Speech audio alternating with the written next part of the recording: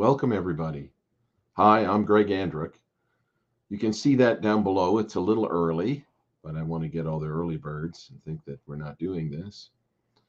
So here we are again at the Business Freedom Conversation Live.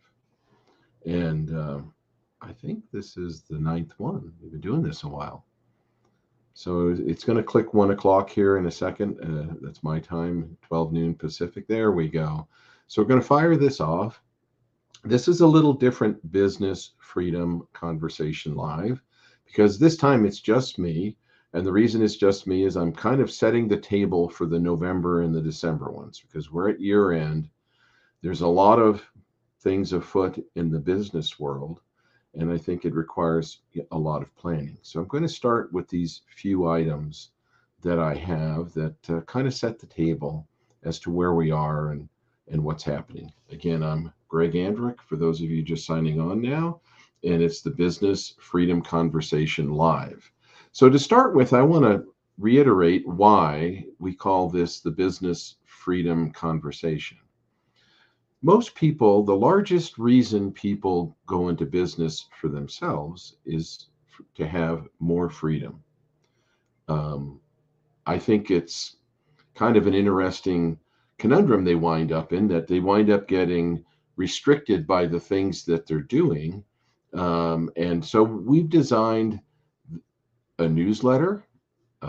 We've got this live stream, and I have a YouTube channel that each month gets a little larger with all the resources that you can look up as to uh, what will help you run your business. The YouTube channel is a fabulous resource. It's Greg Andruck Business Freedom Conversation. And a little while at the end of this, I'm going to post into the chat the links to these different things that'll give you these resources.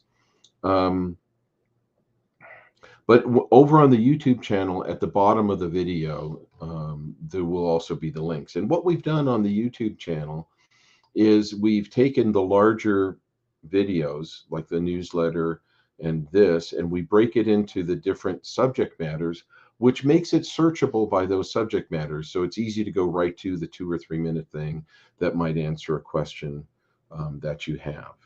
So again, that's why we call it the Business Freedom Conversation. We're here to help you either maintain or recover your freedom as a business owner. So let's start with my first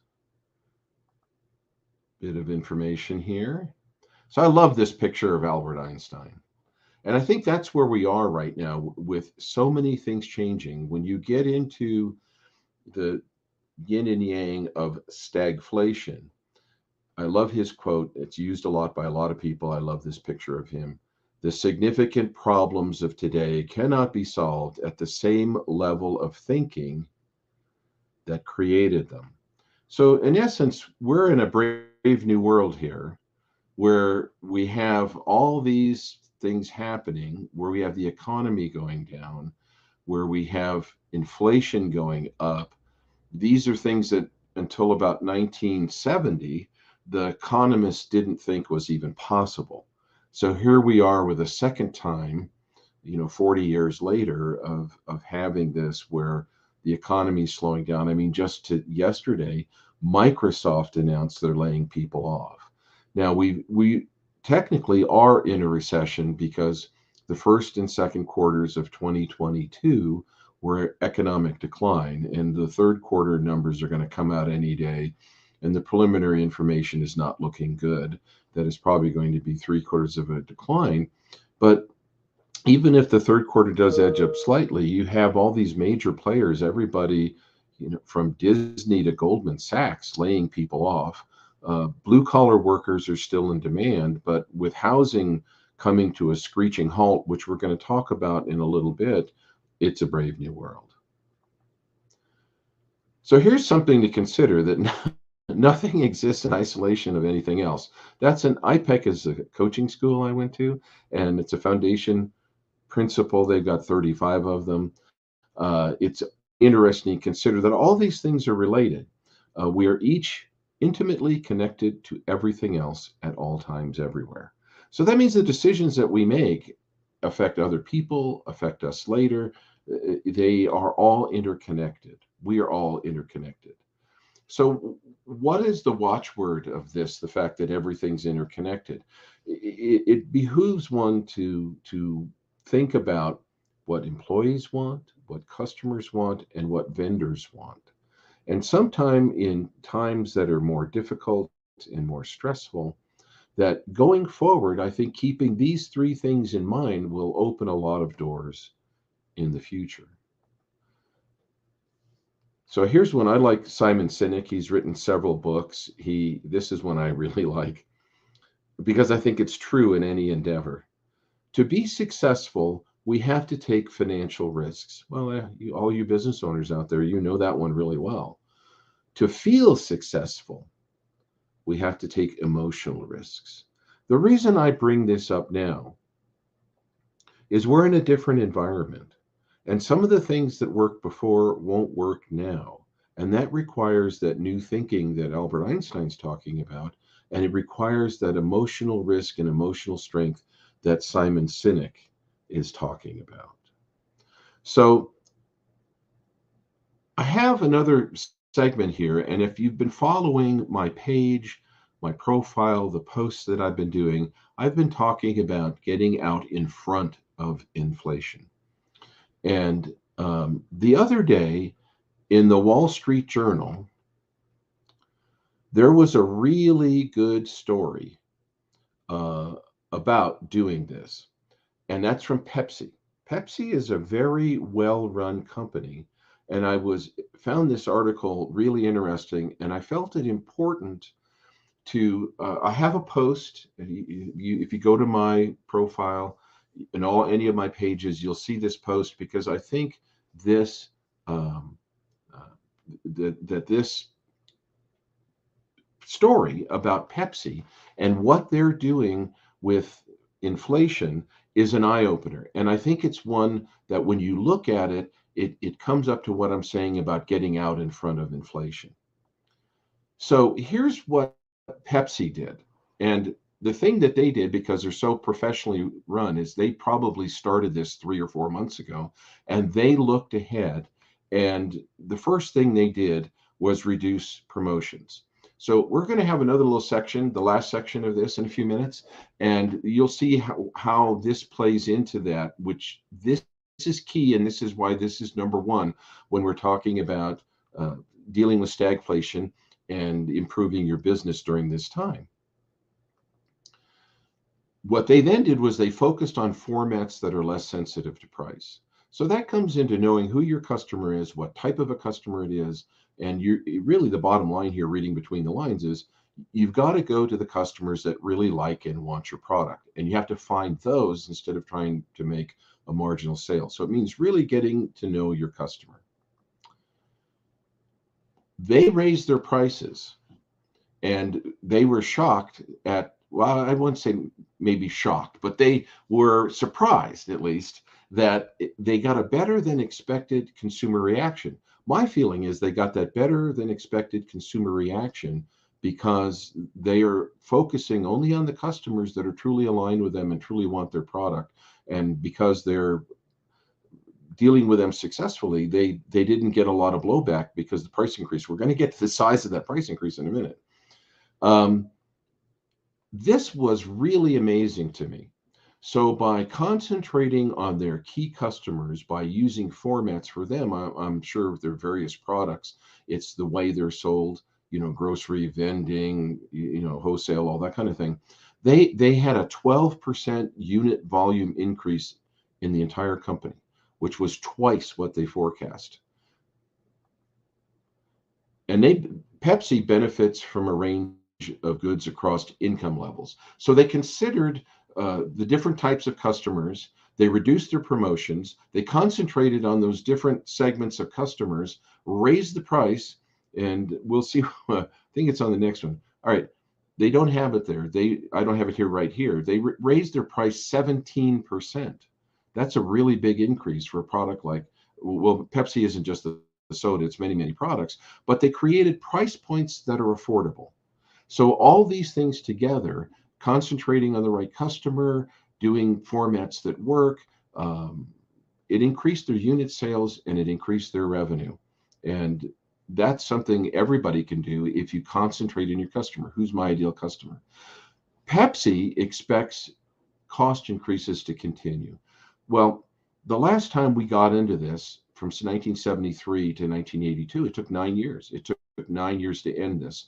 And we're going to get into that because I have a post on my profile that if the Fed continues to use interest rates, they're going to be embedding large amounts of inflation because 65% of Americans own their own home.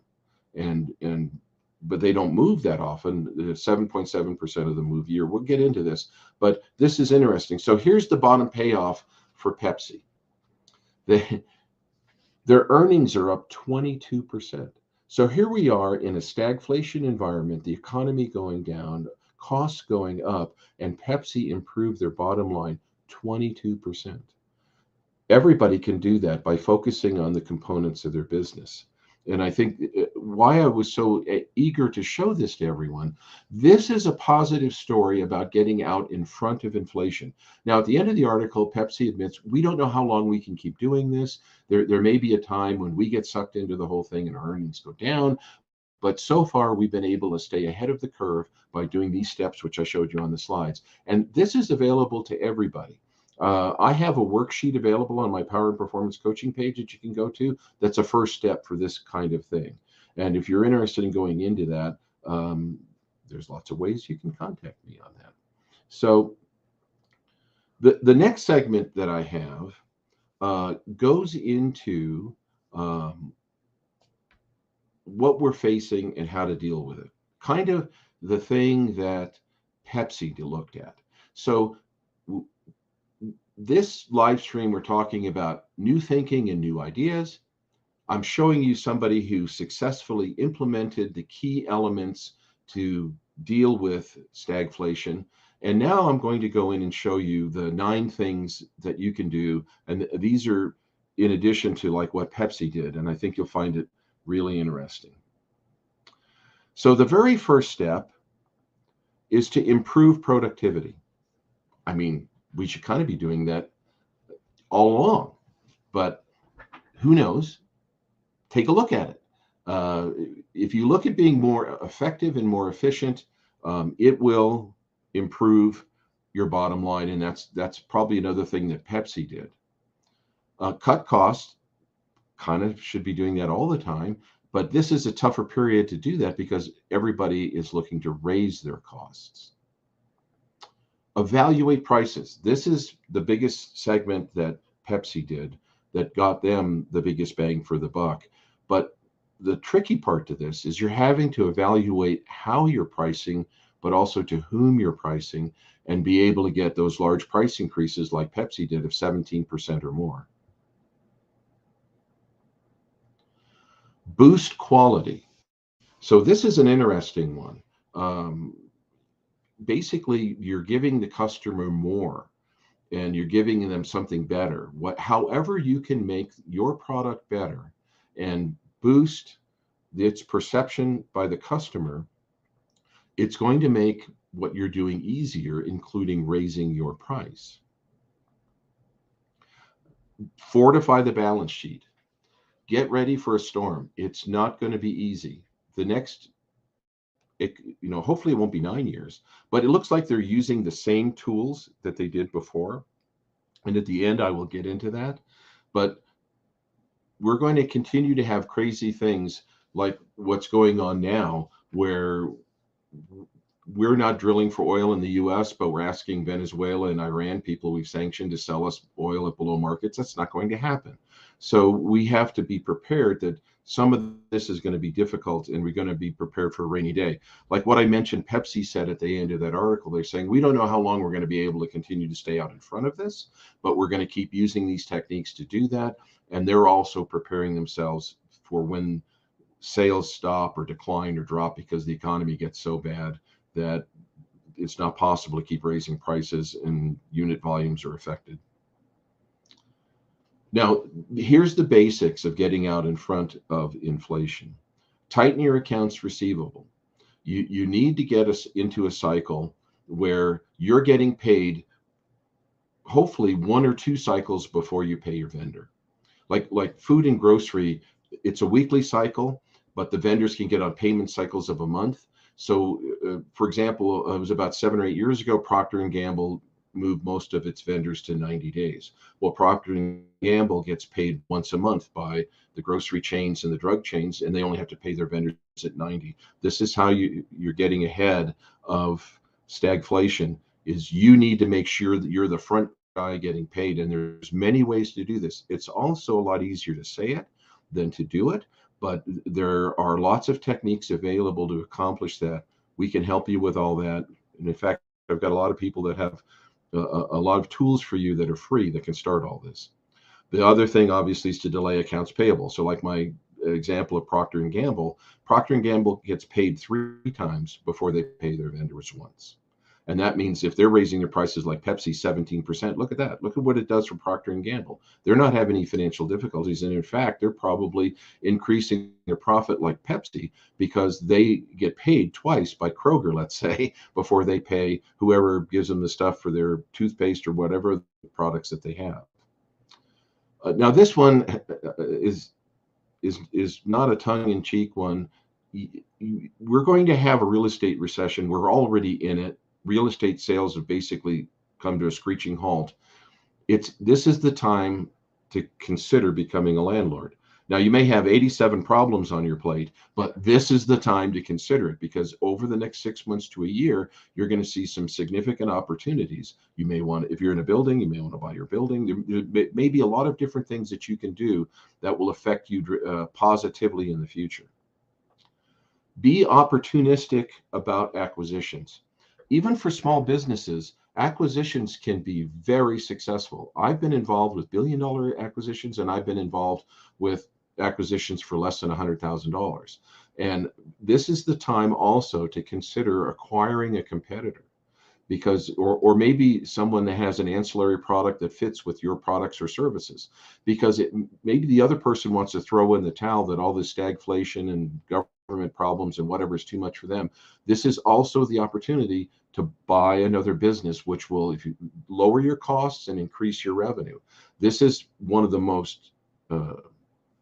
largest ways to successfully deal with what we're dealing with now. The stagflation, the dropping economy with the raising prices. If you, through an acquisition, you can get some really quick cost benefits and add a whole segment of revenue and survive this whole thing. So these are all the tips that I've got for you today. I think that if you go to our page and you see the free tools that'll help you do this, a lot of this, it may sound in the beginning like it's hard to implement or hard to do, but really it isn't. It's just that mindset. That's why I started with mindset. That if you think about what your real objective is, who your real customers are, and what you're really trying to do on your business, it won't be that difficult. These ideas will come to you. Now, I'm going to paste in the chat the links to all these different things. And let's just see if this works. But again, like I said, these links are going to be, there you go. These links are also going to be on my profile, the Power and Performance Coaching page, as well as the YouTube channel, Greg Andrick, Business Freedom Conversation. So we're going to have some interesting stuff in the next 2 months that are going to set you up for the next year to make, no matter what happens, that you will survive and thrive. It's my objective to get you all to be just like Pepsi, that instead of complaining about what's happening in this environment, that you're banking more money and putting more in your pocket, because that's the number 2 objective why most of you started your own business. Number 1 was freedom. Number 2 was to make more money. And this is from a LinkedIn survey from right before the pandemic. So if anybody has any questions, you can type them into the chat. I like I said, I got a lot of resources. I hope you enjoyed this. I can make some of these things available if you contact me. And like I said, I have many free tools provided by not me, other experts that can help you when these situations come up. So I hope you all enjoyed today's live stream, And the next one will be 1 month from today. And I look forward to seeing you then. Thank you for showing up. Thank you for coming.